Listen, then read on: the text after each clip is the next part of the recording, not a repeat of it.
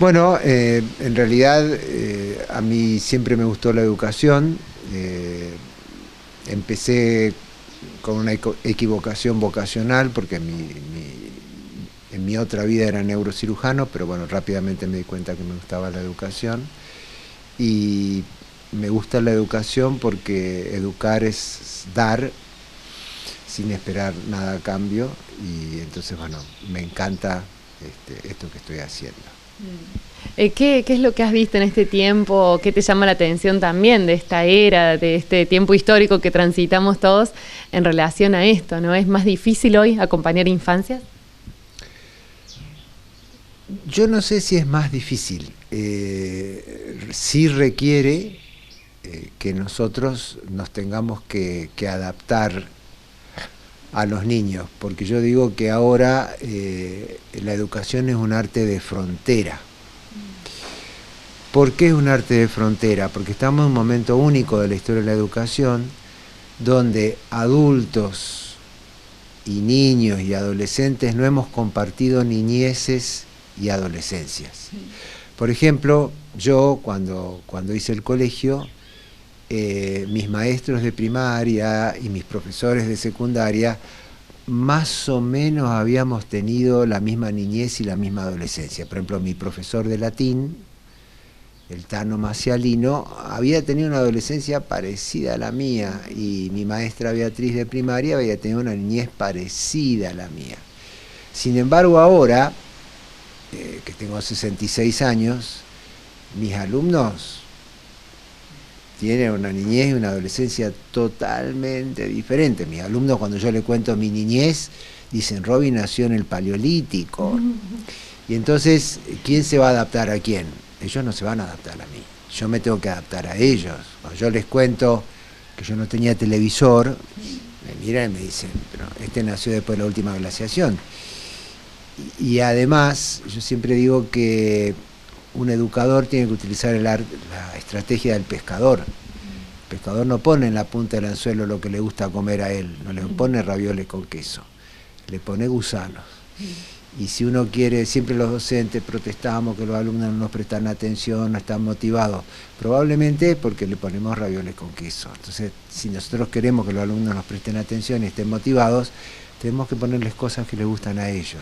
Entonces tenemos que saber qué es lo que les gusta a ellos, y ahí tenemos que movernos de nuestra posición de comodidad, que en realidad no es comodidad, es seguridad, no es posición de confort, sino de seguridad, y entrar, cruzar esa frontera y aprender en dónde están ellos, cuáles son sus puntos de vista, cuál es el hedonismo que los moviliza, y eso es un cambio radical en la educación. Eso no nos lo enseña en el profesorado. Bien. Bueno, en Río Tercero hay muchos profesores, de hecho hay profesorado también, y también hay muchas familias, muchos padres, educadores, en ese primer momento, ¿no? En esos primeros años. ¿Qué pasa en esos primeros años? Porque es importante estar y tener esta presencia de maternar, paternar profunda, genuina. Bueno, es importante por varios motivos. Primero, porque hay muchas cosas que el cerebro aprende en los primeros años de vida. Yo siempre cuento, yo tengo varios cargos docentes a nivel universitario. Mi alumno tiene una materia así, que se llama ética, y sin embargo están a meses de ser médicos y se copian. ¿Sirvió la materia ética? No, no sirvió para nada, porque por ejemplo los valores, el cerebro los aprende en los primeros años de vida, y ahí es donde mamá y papá son muy importantes. Mi alumno no tiene límites, y cuando aprenden los límites del cerebro, en los primeros años de vida, y ahí es donde mamá y papá son muy importantes. Y yo siempre digo, yo también me casé, tuve hijos, y los hijos del canal de parto no salen con un manual, ¿no? Y nadie nos enseña a ser mamá y papá, y no es intuitivo ser mamá y papá. Entonces es muy importante aprender cómo enseñar. Y esto va cambiando dinámicamente, porque ser mamá y papá ahora no es lo mismo que ser mamá y papá en los 80, en los 90, en los 60. Y esto se vio muy patéticamente en la pandemia, donde de pronto mamá y papá eran docentes en la trinchera, estaban ahí, porque pasamos a la virtualidad y mamá y papá eran fundamentales. Entonces es fundamental que los padres tengan un rol muy importante, pero de vuelta eso se aprende. Es como aprender a manejar o aprender a jugar al truco, no es congénito.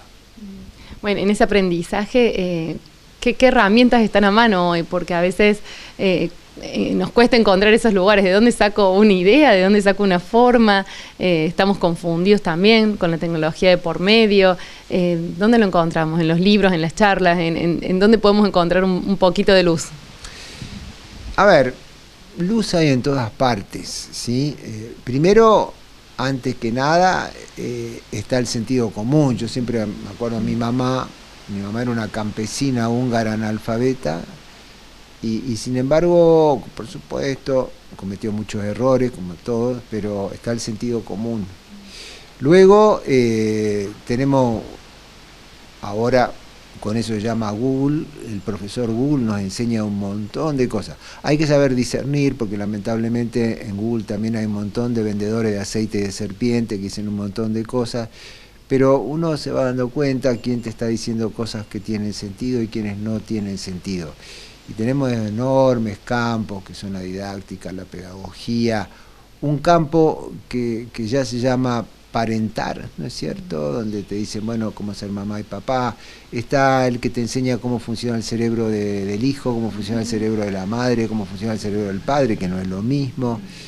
Y uno ve que, por ejemplo, los hijos tienen algo muy raro. Saben cómo activar lo peor de la madre y el padre, saben cómo apretar los botones, y yo siempre digo a las mamás y papás, evitemos que despierten el monstruo que tenemos en nosotros, porque a veces decimos cosas que después nosotros lamentamos, o cuando decimos, bueno, te quedás 20 años sin usar el celular, y eso no funciona y sabemos que nunca lo vamos a lograr.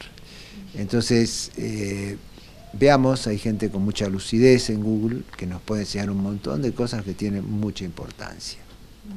Doctor, bueno, pensaba en esta charla que va a compartir hoy con Susana, en este espacio también para compartir, para conocerse y sobre todo, bueno, para que la gente pueda adquirir alguna herramienta más, algo más para poder crear sociedades un poquito más amorosas, ¿no?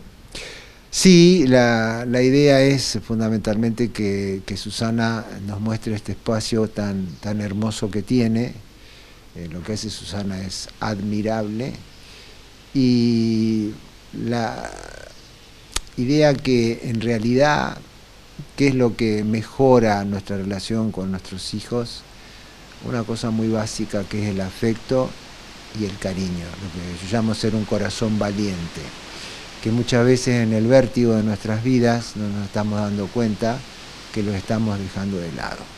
Y vamos a hablar un poquitito de cómo funciona nuestro cerebro, cómo nuestro cerebro aprende, cómo nuestro cerebro recuerda y la importancia del sueño en esta sociedad, que lo hemos dejado de lado, y cuando yo sea presidente, por ejemplo, la siesta va a ser obligatoria.